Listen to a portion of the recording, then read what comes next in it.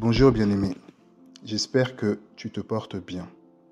Je ne sais pas si une fois dans ta vie, tu as déjà eu, ou à plusieurs reprises, tu as déjà eu à faire ce genre de rêve où des personnes te poursuivent sans relâche et cherchent à te nuire en te tirant dessus, avec tout type d'armes.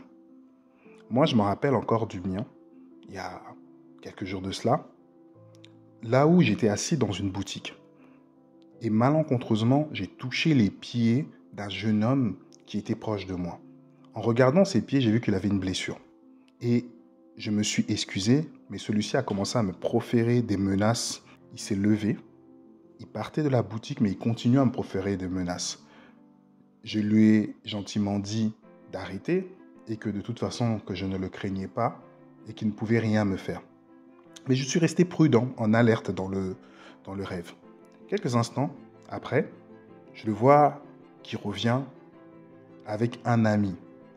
Et dans sa main, il y avait une sorte d'arbalète. Et son ami qui le suivait avait une sorte de fusil. En se rapprochant de moi, il a tiré une fléchette. Je me suis caché derrière un poteau, mais sa fléchette, je la voyais venir au ralenti.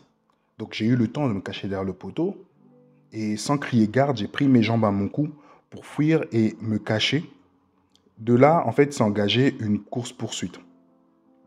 Lorsqu'on voit ce genre de rêve, en fait, cela veut dire que notre tête est mise à prix dans le monde spirituel. Mais la deuxième chose, c'est qu'un combat ou une offensive de grande intensité veut ou va s'abattre sur nous.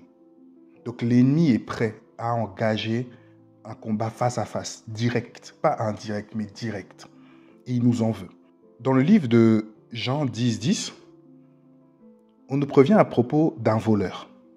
On nous dit que le voleur ne vient que pour dérober, égorger et détruire. Lorsqu'on parle ici du voleur, ce qualificatif en fait nous rappelle l'identité et les principaux zones d'action de l'ennemi. Celui-ci agit toujours en tant que voleur ou usurpateur, mais surtout, on voit que sa zone de chalandise va se définir sur le vol, car le rôle premier du voleur, c'est de voler. Ça vient me rappeler, ou plutôt me pousser à vous questionner encore sur si dans votre vie vous avez déjà fait un rêve où on vous vole votre argent, votre carte bleue, votre sac à main, votre voiture, votre maison, vos chaussures. Et certains diront oui, d'autres peut-être n'ont pas reçu ce don, donc ne voient pas, ou d'autres personnes l'ont fait à votre sujet. Et chaque chose que j'ai pu nommer représente en fait quelque chose qui nous appartient. Je prends l'exemple de l'argent ou de la carte bleue, ça représente les finances. Donc ça veut dire que quand on rêve, quand on nous vole ça, ça veut dire que le but ou le plan est qu'on n'ait plus rien, qu'on perde en fait justement nos finances ou nos moyens. Mais pour revenir dans nos zones d'action, donc on va comprendre que l'ennemi, dans son premier plan, c'est toujours de nous voler ce que Dieu nous a donné. Le mot souvent qui est utilisé, c'est l'étoile. On entend souvent dire « Ah, ils veulent prendre ton étoile, ils veulent voler ton étoile ». Il y a même un adage qui parle d'avoir une bonne étoile. Et une personne qui a une bonne étoile, en fait, dans cet adage, ça signifie que c'est une personne qui réussit. Et justement, la définition, en fait, de cette étoile, c'est souvent le potentiel, en fait, le potentiel que Dieu nous a accordé, la chance ou bien la réussite qu'on a. On peut aussi le définir comme ça. Il n'y a pas longtemps encore, j'ai vu dans un rêve une personne qui cherchait justement à prendre mon étoile. Et je lui ai demandé si l'objet de son attaque était de prendre mon étoile. L'ennemi a besoin en fait de cette étoile pour l'utiliser dans le but de réussir ses propres démarches. Parce que comme je l'avais dit, c'était une réussite. Et donc, cette réussite va les pousser à prendre ces étoiles, les utiliser pour leur propre démarche. C'est comme un peu de l'essence pour pouvoir réussir. Mais on prend celui des autres. Il faut comprendre une règle dans le monde spirituel, c'est celui de ce qu'on va appeler de transfert ou de remplacement des choses. Ça veut dire que c'est un peu comme ces personnes qui parlent de l'alchimie. On ne peut pas transformer le plomb en or si on n'a pas de plomb. Donc, il faut toujours un objet pour le transformer en un autre objet. Une personne qui va voir un marabout pour avoir un enfant, le marabout n'a pas la capacité d'emmener un enfant, mais il est obligé de voler l'enfant quelque part, ou l'esprit de cet enfant quelque part, pour l'inséminer dans le corps de la femme. Donc, c'est important de garder en tête cette notion-là, de toujours d'échange. Satan ne crée rien, ne fabrique rien, mais il usurpe, il vole, il prend, il échange. Il peut enlever une personne qui a le cancer, mais en échange, il lui donnera le sida. Donc la personne va se dire qu'elle est guérie, mais elle va hériter quelques jours après d'une autre maladie qui va venir. Et donc, c'est un peu dans cet aspect qui continue toujours à travailler. C'est pour ça qu'on l'appelle le voleur, ou l'usurpateur, ou le séducteur. Parce qu'en fait, il n'a rien, mais il vient juste faire briller les choses comme s'il les avait, mais en fait, il ne les a pas parce qu'il utilise ce que nous, on a pour son propre profit. Mais bon, je ferme juste cette parenthèse, même si je n'avais pas dit qu'il avait ouvert, et je continue. Et en gros, vous comprendrez par là que le Seigneur, en fait, nous avertit constamment sur les plans de l'ennemi. Et il nous avertit pourquoi? Pour d'une part exposer les ténèbres, afin que rien ne reste caché, mais aussi pour l'inviter dans la situation. Et le Seigneur, il avertit les croyants et les incroyants. Vous vous souvenez de Joseph, vous vous souvenez de Nebuchadnezzar. De Joseph, la famine qui devait frapper pendant 7 ans l'Égypte, c'est le pharaon qui a reçu le message, même s'il n'en comprenait pas le sens.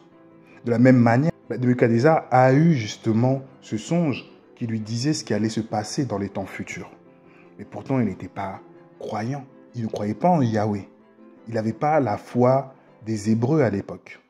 Et donc, c'est important de comprendre que le Seigneur, il montre des songes, des visions aux croyants comme aux incroyants. Parce que Dieu parle tantôt d'une manière ou tantôt d'une autre. Et nous sommes tous sa création et ses créatures et il nous aime. Mais il faut savoir que ses enfants sont, eux, la prunelle de ses yeux. Donc, il rentre encore dans un autre cadre. Revenons encore une nouvelle fois à notre sujet. Lorsqu'on parle d'égorger, cela peut se référer en fait à la poursuite de mon rêve que je vous avais explicité plus tôt. L'action était claire. Le but était de m'éliminer. Lorsque l'ennemi agit ainsi, ou réussit en fait à nous toucher par le biais d'une arme quelconque, ou même une seringue, l'effet en fait dans la chair peut se manifester par une maladie, des problèmes de santé divers. L'ombre de la mort sera plus présente. Et là, on va parler d'égorger. Donc, qui dit égorger dit la mort. La mort va venir d'une manière ou d'une autre. Et c'est ça l'action d'égorger. Et c'est pour ça qu'il y a ce genre de rêve où on veut tuer une personne. Il faut que cette personne meure en fait. Ensuite, on va parler de la destruction. La destruction, on peut l'assimiler en termes de rêve aussi. Je préfère comme ça, j'en parle en même temps comme ça, on sera un peu plus averti quant au rêve aussi. En termes de rêve, on peut l'assimiler à des accidents. Des rêves où on voit qu'on vit une vie parallèle, on a des enfants, une famille ailleurs, mais on ne les connaît pas, où on vit dans l'eau, où on se voit dans une forêt à errer, dans une sorte d'emprisonnement, dans un cercueil, dans des lieux impromptus, dans un village. Et en gros, l'action destructrice consiste à maintenir une personne captive et loin de Dieu en l'attachant à un vice, à un péché. La destruction spirituelle vient toujours en fait se répercuter sur le champ physique. On peut avoir des blocages inexplicables dans notre vie où on tourne en rond dans nos choix, dans nos vies. Les choses n'avancent pas. Donc là, on est dans un processus de destruction. Si on devait prendre l'ensemble des trois, donc voler, égorger, détruire, c'est des processus qui sont enclenchés. C'est important de toujours comprendre que dans des lois spirituelles ou dans un fonctionnement spirituel, quand l'ennemi il agit toujours dans le cadre de processus. C'est très juridique et normée. Et de la même manière, c'est comme ça. Il ne peut pas faire ce qu'il veut en fait. C'est Dieu qui décide, mais lui, il vient accuser. Donc, il vient toujours nous engager ou nous mettre dans un processus. Regardez, en même temps, on va se référer à Adam et Ève. Quand le diable est arrivé face à Ève, il est venu en respectant ce processus. Il a utilisé la parole de Dieu. Il a, bien sûr, séduite. Et elle a justement péché. Elle a, comment dire ça? Elle a répondu positivement à la tentation qui était devant elle. Et ce qui s'est passé, c'est que dans le processus que lui, il a mis en place, il a réussi à voler l'autorité de l'être humain et il a réussi aussi à créer la destruction. Donc, on va se rendre compte que la même structure est toujours refaite, revient toujours.